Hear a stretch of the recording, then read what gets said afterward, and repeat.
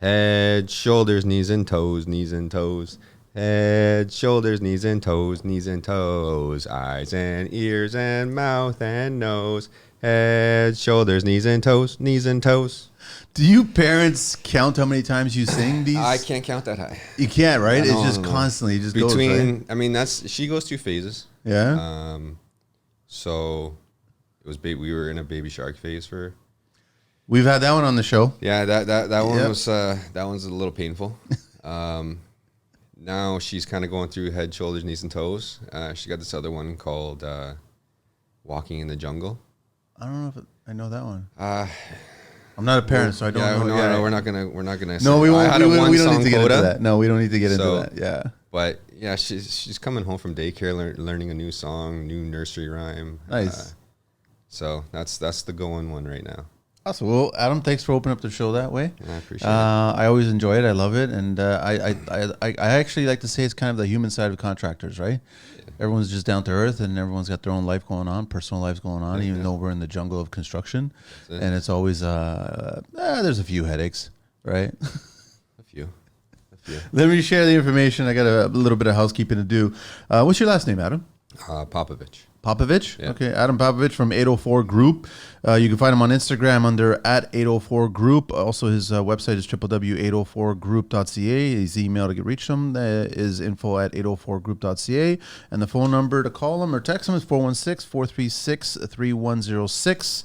I'm wearing Kevin's shirt, contracting. I got his t-shirt today. So, and I also want to let you know that I'm going to give you, I don't know if you ever use these guys. I've had them on the show. I've seen them. You're more than welcome to have this. I'll give it to you, so then you can give it a try. He's given me boxes of them to give out to anybody who's coming to the studio and they're on the show, or they pass by and say hello. I'll give you a 10-pack so you can give it a try. Are you ready to take your construction business to the next level? Consider joining the Construction Life's Tradespeople Alliance program, TAP, where skilled professionals connect, collaborate, and grow together. Our network is built on mutual respect and the shared goal of always building better. As a member, you'll have access to a wealth of resources designed to streamline your operations and attract more clients. From a 30-minute assessment call with myself to expert consultations in business, finance, and health, we've got you covered. Your business information will be featured at www.theconstructionlife.com, complete with certifications, logos, and geo-targeting to help you reach the right audience. Promote your business with a 30-second advert across TCL's social channels and our popular podcasts. Get exclusive access to TCL networking events and roundtable shows where you can connect with other tradespeople and general contractors, plus enjoy TCL merchandise, member-exclusive content, and a spot in the TAP directory online. We're going to promote you guys to homeowners across Facebook groups. Don't miss out on this opportunity to elevate your business. Become a member of the Construction Life's Tradespeople Alliance program today and start reaping the benefits. Visit us at www.theconstructionlife.com for more details, or DM us through any of the social platforms, or text me directly at 416-433-5737 to learn more, and consider being a TAP member today. And that's all my housekeeping to do, man. So we just get started. I guess my first question to you is 804. What's the meaning behind 804? It's my daughter's birthday. Ah, okay. I was trying to figure out what it was. Yeah. She was born August 4th. Nice. So I was trying to think of a, clever way to kind of keep it, somewhat personal, but, kind of forces people to kind of ask a question. Yeah. Right. And then with the logo and stuff like that, the whole idea behind it was like you're seeing a lot of these modern homes with those types of address signs, you know what I mean? Yeah. That was essentially kind of what I was aiming for with that. So I was just trying to think of a number, and then we were kind of going back and forth. You wanted it to be a number named company. Yeah. But, had some sort of meaning or creativity behind it. And, luckily my daughter was a few days late. She was supposed to be July 29th. So I was thinking like 7/29. I was like, doesn't really have a ring to it. No. Right. And then, after all the dust settled and stuff like that came about, August 4th, I'm like 84. I'm like, I don't really like the sounds of that. And then my girlfriend was like 804 and just kind of stuck with me. And I'm like, yeah, I like it. Let's roll with that. You think your daughter will get old enough that at some age she'll be like, listen, This is This my is my company. company. Oh yeah. Well, it's funny because like she sees this now. Yeah. She'll be like, "Daddy, daddy," right? So one day she'll understand. But one day she'll come along and pull the this is my company card, right? This is mine. This is mine. And well, I got a younger son now too. He's coming up on 4 months now. So you got to start a new division. We're gonna have to figure something out for him, right? Yeah. So, well, we'll see. We'll get there. How long you been in the game, Adam? Personally, I've been in for 11, 12 years now. Okay. 804 is still relatively young. Kind of started the business kind of on the side just over a year ago, maybe a year and a half ago. Yeah. Yeah. Realistically, like I took my first client probably in February of this year. Under the 804 brand. Yeah. And then before that, it was Before just, that, I was actually, so I have a few like investment properties of my own, mainly in Niagara area. And pretty much from September-ish to January with some like touch-ups and final things and stuff like that, I was doing a duplex conversion out in St. Catharines, right? So that was my own project. We kind of utilized that as like the kickstart for 804. That's where I started the branding. That's where I started like the media content and all that kind of stuff. Just kind of get us out there. And then, I think it was like January, February. I did a few small odds and ends here and there, kind of in between that time.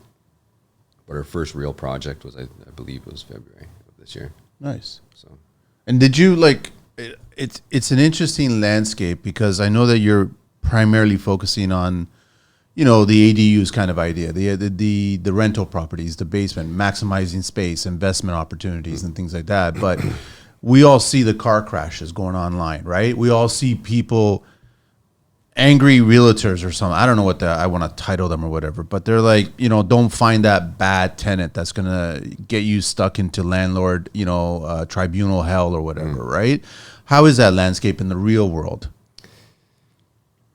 I probably wouldn't be the best one to ask, but like, I've kind of seen a little bit on the spectrum of what you can and can't see, right? So, It's interesting because you get all three perspectives. Exactly. Right? So you're building it, you're selling it, and then you're managing it. Yeah. So you're seeing all three sides of these things, right? Yeah. So, and I've, over the last few years, I've kind of delegated some tasks. For example, the leasing part of it. The first few years I was in it, I was taking care of it myself. It's so time consuming. Yep. You run into a lot of, I've made the trip literally from, like I live in Burlington. I've made the trip from Burlington in the middle of the night, not middle of the night, like 7 o'clock, let's say. A time when you should not be on the road. To St. Catharines. Yeah. For people to not show up, for people to drive by the house and be like, it's not big enough for us. Don't even walk in. They just drive by. They just text. It's like, it's too small or whatever, right? And it's like, I don't have time for this shit. You know what I mean? It's part of the game, It's part of the business. right? Yeah. So that's why when I first started 804, it was more so to, custom renovations and building that's my background. I come from a background of working with companies that, we built multi-million-dollar homes in Oakville.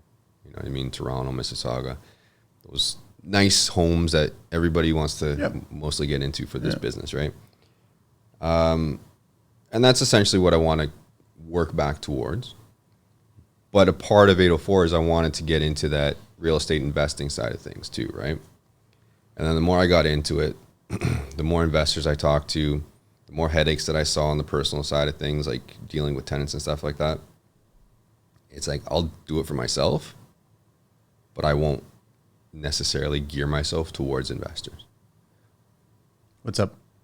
Just the mic a bit Bit closer? Yeah. closer. Yeah. Good? Just turn it towards you. Just turn it. Yeah, that's it. Perfect like that. Okay. Awesome. Yeah, so it's like, I've been to these investor meetups. You talk to a lot of people. At the end of the day, for them, it's all about numbers. Do the numbers make sense? So do the numbers today to be your own landlord and have a tenant make sense? Depends on the property. So, Or it depends on where? not necessarily. No? Okay. If you can make the numbers make sense, it's all. one thing you always hear about real estate investing is you make your money on the buy. The deal is made on the buy. Yeah. So if you can find a good deal and you can somehow make it work, and there's different avenues, right? So anything from 4 units and under is considered residential. Yep. Anything 5 units above is considered commercial. Yep. We can get into a whole thing about, the qualifications for that and how that all works, right? Essentially from 5 units above, you take yourself personally out of qualification, and that building will qualify as its own depending on its net operating income, Okay. right? So they call that multifamily. Yep. That's what a lot of investors try to gear up to. Right now, condos don't make sense. Anything single family doesn't make sense. No. You're essentially break even with a duplex or triplex. At what point are you breaking even? I mean, we've seen shows portray a certain image, and all of a sudden, like, I'll give an example. I did my own unit. Yeah. Right? And obviously I had friends, trades, and people that I know, and they did certain things because they're the licensed guys, right? Yep. And girls. And it still cost me $72,000 to do a 550 square foot place. I didn't go bells and whistles. I went nice that it's going to last a very long time, and I don't have any headaches at that point. But realistically, when I did all the numbers and I crunched, realistically, it would have cost, if you were to hire people, easily $150,000. Absolutely. This was all permitted, legal, walkout, everything like that. It was all legit, fire code, double layer, rock salt, all 3-in-1 smoke, all that stuff, right? It's a legitimate cost. So all of a sudden, even if you're on the high side at, let's just say, argument's sake, for $550, you're getting $2,500 a month per the unit. It's still going to take you a good 5 years to recoup that cost. Oh, absolutely. Right. And that's where the whole, how people play this game in terms of refinancing, buying on the deal, because if you get a good deal on it, right, and then you refinance at whatever that reappraised value is, that's how people pull their money back sooner. Yeah. Right. So you were kind of talking about the numbers with your renovation. Mine was pretty much within that same realm, right? So it was a backsplit bungalow. Already had a side entrance, so that was great. That led to the basement. Nice. All we had to do was close it off from inside the house to get in that basement entry. Yeah. But we renovated basically the whole house, like the main floor and the basement, right? We took out walls that weren't load bearing, like opened up the kitchen and stuff like that. I think that reno costed me, with the holding costs, like the mortgage and stuff like that, we're in that 130, 150 range. But what, within like there. a 4-month period or something? Pretty much like 4 to 5 months. We had because we're going through the permit process and stuff like that, mainly for the basement. The upstairs didn't really have permits and whatnot because that was just a cosmetic renovation. Yep. But the basement, this was in St. Catharines, so dealing with the city of St. Catharines, I mean, everything went pretty smooth, all considering. But you still have those time delays, and I was working on it myself, right? Obviously, I had my trades come in with plumbers, electricians, all the licensed people. Yeah, I mean, those conversions take a little bit more time, right? They're a little bit more tedious, especially with the fire separation, everything you have to deal with in that regard. But yeah, I mean, if I had a crew or something like that, I could probably bang it off a little quicker. So the idea was essentially I was kind of working on it one unit at a time. Basically finished the upstairs and then started working on the downstairs, right? Which makes sense. Prepare for the upstairs, right? Exactly. While you're downstairs. And my whole thought process behind it was, I'm putting a little bit more of a premium in like the finishings and things like that. Nothing crazy, but black fixtures from Home Depot. You still, like I try to tell people, stick with name brand. You can get name brand for an affordable price. Moen, Delta, whatever. Something craps out, you head over to a supplier, pick up a cartridge, whatever you need. Stay away from the Amazon stuff. So if I'm picking up, let's say, a shower kit from Home Depot for $400, where some of these investors are picking one up for $150. But the headache that's going to come down the pipe. The headaches, or even the types of tenants that you're going to attract with those lower end, less than builder grade type of materials. I'd rather spend a little bit more on my floor and not have to worry about replacing it every tenant, Yep. right? Get some flooring that's durable, that's going to last. Instead of, throwing some laminate down, somebody has a dog, they're going to scratch it, they're spilling stuff on it, it's garbage, Yeah. right? Same thing with my kitchen cabinets. I will not put particle board in any of my properties. If there's a leak under the sink, It's done. garbage, Yeah. right? Get solid plywood. I think for an entire kitchen, it's like a $600 upgrade with one of the guys that I use. Like, what do you think is? I'm gonna guess 20% more budget wise to just do these slight upgrades on everything. So what I usually tell people, if you're getting into a full renovation, have a budget allocated, whatever number is comfortable, and I call it a fuck it budget, Yeah. right? Those little things that you can do on finishings that you can add a little bit of, let's do a feature wall. Let's get some matte black fixtures here. Yeah. You know what I mean? Little things like that that can boost up the value of the property and attract a higher quality tenant. It's like, why not? Everyone's just looking at it to get in for the least amount of money possible and then try to steal the most amount of money possible for rent. At the end of the day, it's market rents. They don't really look at how's it finished, right? Everything's by the market. Even when you get into these appraisals and stuff like that with these appraisal companies from the bank and whatnot, they're mostly just looking at paperwork. Yeah. They don't really... They don't care about finishing. They don't care about the way it looks. They don't care about anything like that. For example, like my property in St. Catharines, this one that I renovated, when they were doing comparables on it, they were giving me comps of single family homes. And That's they're not like, a comparable. No. And they're giving it to me as square footage. Well, it's the same square footage. But that's not a comparable. And that's what I try to tell them. But when they're the ones lending you the money, they're going to tell you what they're lending the money on. I mean, back to the tenants, because I don't always believe the horror stories that are out there. It's unfortunate. I've got a friend who's actually, I think he's going into his 14th month now, fighting a tenant to get them out of there because they've been there a long time. They were in, he was an investment property. He bought the place. He was like, you know what? I could just rent this out. It can pay for itself in the next 10 years. And then I own this property. And then he went into a new subdivision and then he got this tenant and it started 4 or 5 years ago at a certain rental rate, which obviously we know is low. But now he's thinking, I need to kick this person out. So then I want to go back in there. I'll do legitimately where I move back in for a year or two. And then I'm not just kicking them out for the purpose of kicking them out, to re-rent it at a higher rate. And they didn't want to move out because they knew they would never find some place as good as that at that price. Yep. So now starts the tribunal fight, right?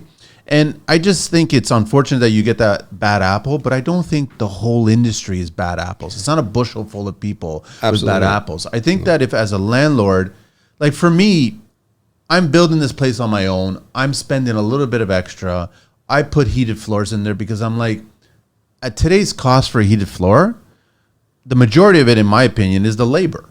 You know what I mean? Just to kind of do it. The cost for the wire and the cost, you're already putting a membrane down regardless because you don't want any cracking going on, right? So if you're already doing that, you're literally paying for a thermostat and a wire. That's what you're paying for. And then it's the labor to do it. So I did that. I did a cast iron tub. I was fortunate enough to go through my supplier and I'm going, I need a tub. And they're like showing me all these tubs, acrylic. And I'm not a fan of acrylic tubs because I think that tenants beat the crap out of them. And so I'm walking around and I see cake dust on this one crate. And I'm like, what is that? And he goes, it's cast iron. And I was like, Nobody wanted it. show it to me. Yeah. And I got it for $700, a Kohler cast iron tub, like 36 inch wide. Yeah. And I'm like, done. And I go, I'll take it now. He goes, no, you're not.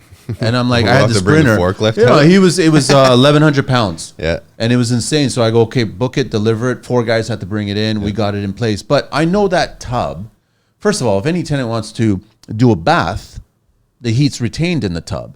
If they ever want to drop stuff or like, it's going to take the durability of a long, long time. It won't discolor. You can clean cast iron. So I did that.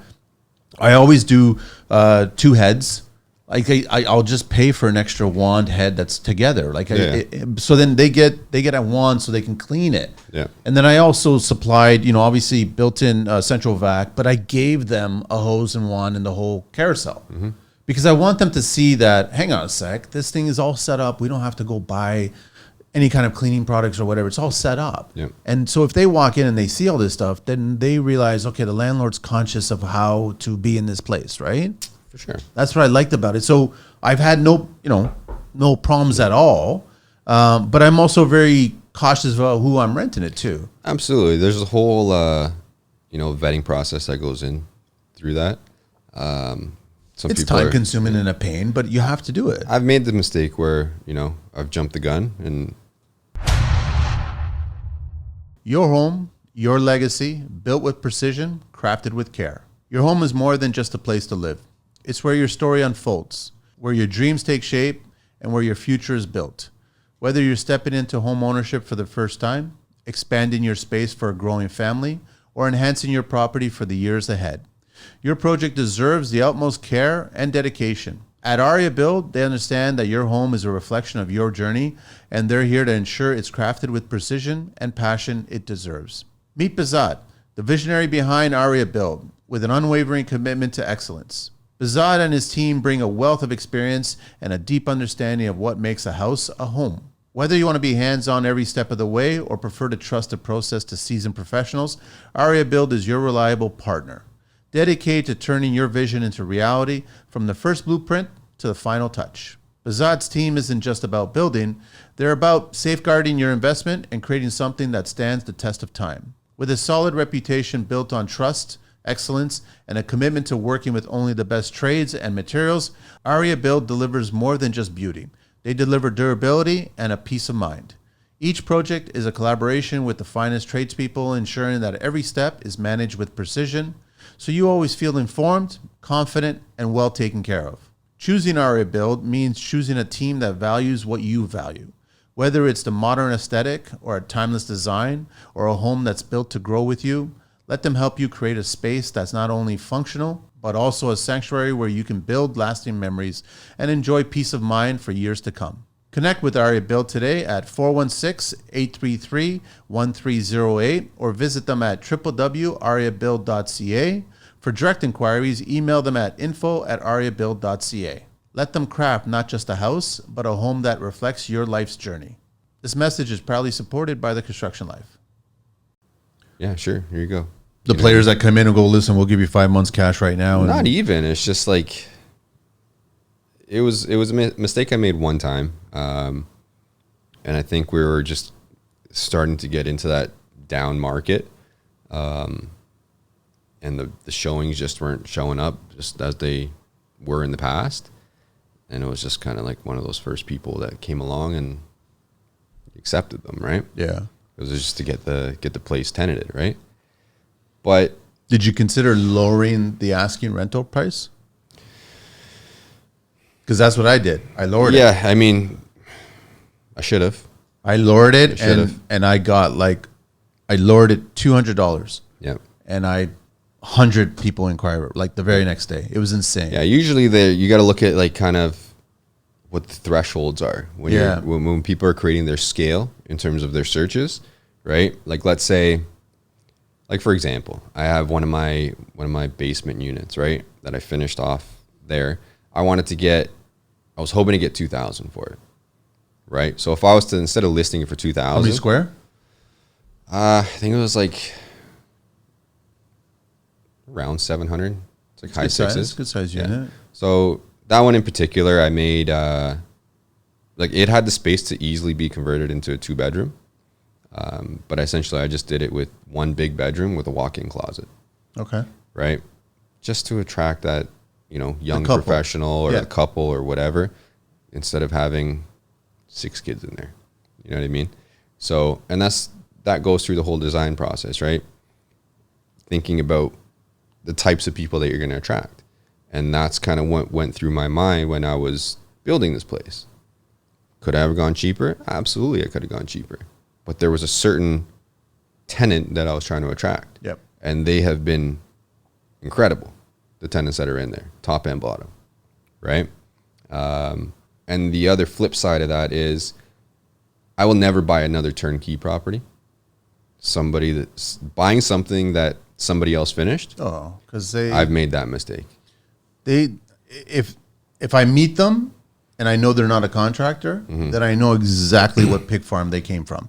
You know what I mean? They just didn't care about building it a certain way, and they hid a lot of stuff behind the walls, right? Oh, yeah. And then that's just going to be a recipe for problems in the future. Because there's two things to that. You're paying for the work that they did. Yeah. Probably substantially premium. Substantially more than they paid to have it done. And B, it wasn't done properly. So now you got to pay for all the headaches that are going to follow up and fix this, fix that. This blows up. This smoke detector doesn't work. X, Y, Z. And it just turns into a massive headache. And people, again, in the real estate investing side of things, they look at the numbers. Yep. Right?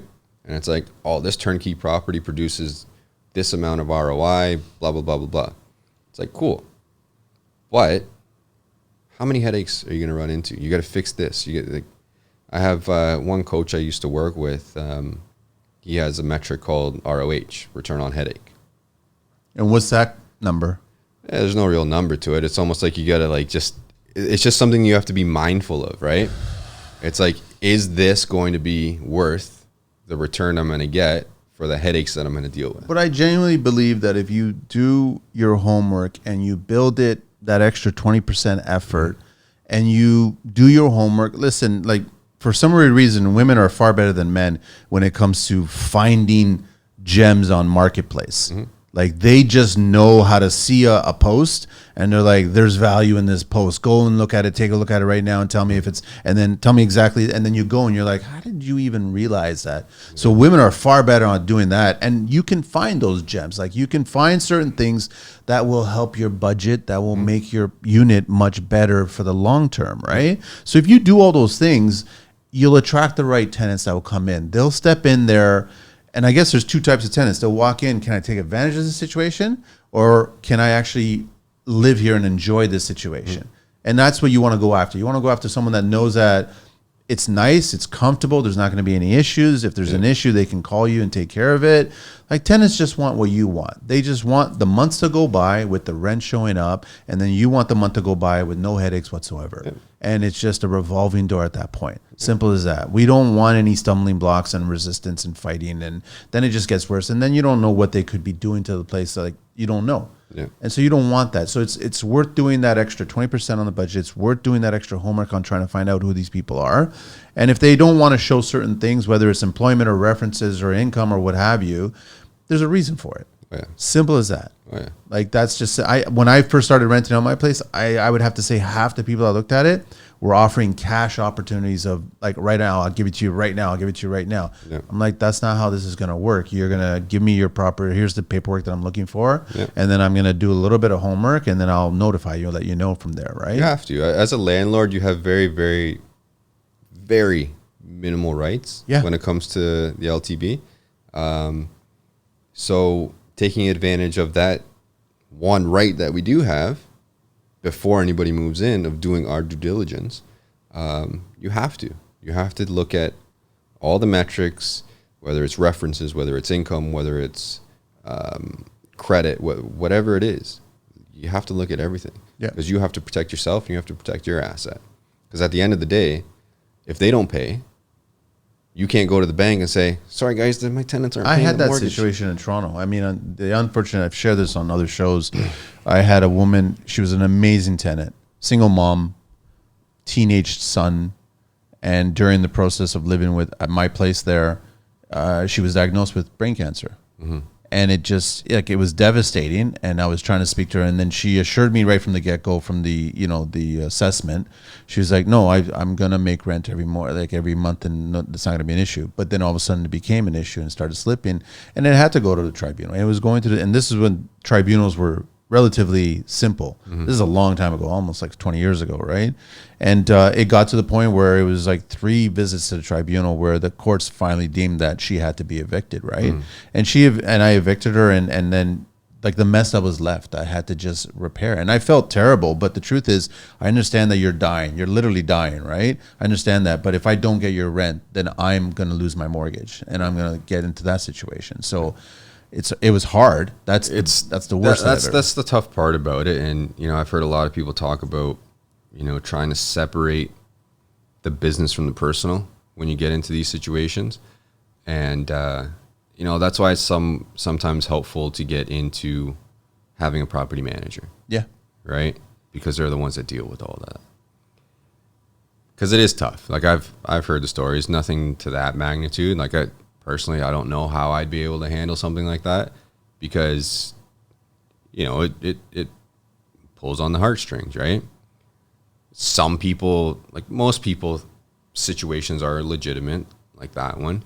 But some people will take advantage of that, right? They'll give you a sob 100%. story, some bullshit that 100%. you know doesn't really, it's not even happening to them, or they're talking about, you know, I've had people complain about just like minuscule things, like it's like that's not even a life problem, dude. It's like just do something, you know what I mean?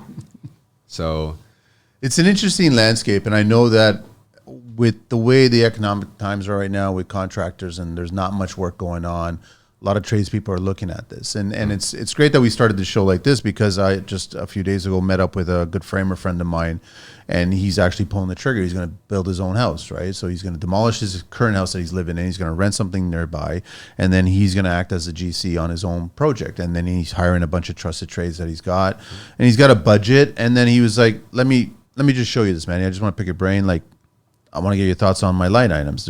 Are they good or not, or what's going on, right? And based on what I saw, he was off, I would say, realistically $70,000, right? And again, back to that contractor book value versus what the real book value would be. You know, he's 2,200 square foot place that he's building, all brand new, and he was budgeted at 517 or so. And I said, you're closer to 585. You're going to get, and he goes, well, that's fine. It's good that you're bringing that up, because my threshold is 6. Right. So I don't want to go over 6 at all. I go, you can still play with the numbers and possibly get down to like 540, 550, but it's really going to be what happens at certain points, right? yeah, because there's so many, I don't want to say hidden costs. Hidden costs aren't the right word, but those speed bumps along the way. You always run into shit. He had fair numbers. Even during a new build, you still run into shit. Yeah, 100%. Right? Like I've been a part of new builds where it's like, you know, some of these guys that framers in particular, it's like I've seen steel beams over, I don't know, let's say the depth of a garage, say 20 feet, be off by like 2 inches at a level. It's like, how? At a level. It's like, how is it this bad? I've gone into a custom home where I've had to basically sister up an entire, let's say, main floor ceiling, so the second floor floor joist. We're sistering them up just to make the ceiling level on the main floor. This is new construction. New construction. And it's like, that's where people are taking these cuts, right? Because some of the reputable guys, I don't want to say they're too expensive, but it's like we're trying to meet clients' budgets right now. Whether it was during COVID and things were inflated or whatnot, or at this point in time right now, we're always trying to squeeze and compress things into a budget, right? And then you get the guys that come in where you think it should be or a little bit less, but then we got to deal with shit like this, right? And it's like, we shouldn't have to deal with this. It's like, if you're framing a house, how much more time does it take to just make sure something's level and plumb? I love that you're bringing that up, because this week also I stopped by a job site. I'm not going to name names or anything like that, but it was a modular framed job site. So I can't help myself from doing this. I walk into a job site and I start seeing things, right? And as soon as I'm walking in, I'm starting to notice certain things that are not ideally level. And once I finally got to the trade that I was just stopping by to say hello. I'm like, dude, this is new construction, right? He goes, yep. I was like, why am I seeing tile at your door entryway to the master bathroom at almost 1.5 inches high? And he goes, put the level on the floor. And I'm like, are you kidding me? And then he's like, basically bare bones bottom, no thin set at the window, 12-foot span, and nothing to 1.5 inches. Yeah. And I'm like, this is disgusting, because now you're, I don't know, 3/4 at the most hardwood you're going to put here. You're still going to have a step here at that point. And this is new construction. To me, it's like it takes a special kind of person. It's like it's almost more work to fuck it up that hard than to just do it I've properly. always argued that it will take the same amount of time to build it correctly as it would be to fuck it up. Yeah. Simple as that. I just finished a bathroom where the long wall of the shower, one side was level, and then the other side was 3/4 of an inch out of level. It's like, how are we that? Like, how? The same bathroom, I installed the vanity, so at a 32, 33-inch height, from the floor to the countertop, it was a 1/2 inch out of level. You know, when it comes to framing, how they're so religious about you do a staircase or you do some sort of opening.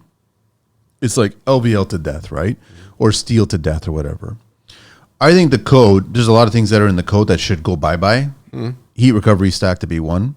But I think that they should start doing this LVL or LSLs for all showers, period. When it comes to spray foam and blown-in insulation for your next project, there's no better team than Mohammed and his crew at Foamit. With well-educated, skilled installers, Foamit doesn't just get the job done, they do it right. They take the time to properly estimate and educate you on every aspect of your project, ensuring your building envelope is airtight and energy efficient. As leaders in the industry, they bring a deep understanding of building science to every job, making sure your project stands the test of time. But don't just take their word for it. Past clients constantly praise the quality of work and professionalism of the Foamit team. From homeowners to large-scale contractors, feedback has been overwhelmingly positive, with clients appreciating their attention to detail, the thoroughness of their crew, and the results that speak for themselves. At Foamit, they pride themselves on building lasting relationships through exceptional service, reliability, and the commitment to exceeding expectations on every single project. Whether you're insulating a new build, upgrading an older property, or tackling a commercial project, Foamit is your trusted partner in achieving energy efficiency and comfort. They understand the importance of getting it right the first time, and that's why so many clients return to them for future projects. Connect with Foamit today. Reach them at 416-893-8712 or 647-961-9777. Email them at mohammed@foamit.ca or visit them at www.foamit.ca. Follow them on Facebook, Twitter, Instagram, and LinkedIn to see their latest projects and innovations. This message is proudly supported by the Construction Life. Because when it comes to frame that section, you know on the drawings, you see it, it's the shower, it's the walk-in, pull out the LSLs, and you know you're going to spend that extra care to make sure it's true, plumb, level, everything done. That way you save the headaches later on by the tile, right?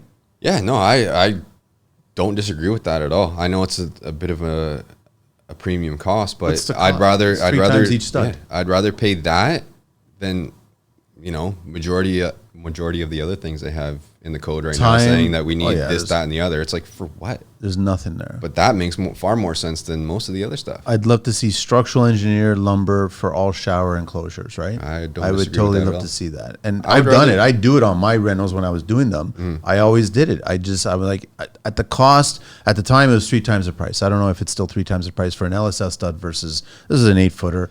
Versus a regular 2x4 stud, right? I haven't looked at one recently, to be honest with you. What's a 2x4 these days? About $4, give or take. I guarantee you an LSL can't be more than $10. So for that cost, if you're doing, like you said, just a shower, it's like, what's the additional cost there? Like, there's a no-brainer. You call do it a couple $100 at most. Yeah, right. And so back to the modular thing is just, I think you're getting a lot of people that are great marketers saying we can fabricate all this inside a warehouse, package it all together, get it on a flatbed, ship it to site. And what they're forgetting is the shock factor of it being built in a conditioned space to it being on site. And that argument about how it's not going to be exposed to the elements as long as traditional framing is going to be exposed to the elements.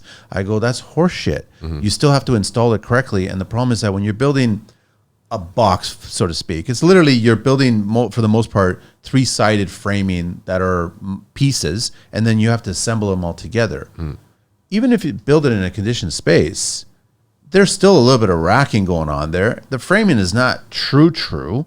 And now you're moving it to a site and you're going to put it in place. And now you got to connect part A to part B and it starts to move. Shift and move, 100%. Like it does. Like I did that bunkie build years ago, which was all done CNC plywood. And it was done with, you know, one bottom piece that has an L coming up about 1 foot, and then it ties into the side piece that goes up and a little bit on the roof angle, and then there's a roof angle that goes into there. So when we started putting it together, guess what? The last final connection wasn't bang on because there's variances as you're trying to put this, and it got worse as we kept on adding each rib, right? And I'm like, it's a great idea at first, but it's not perfect. Well, it's like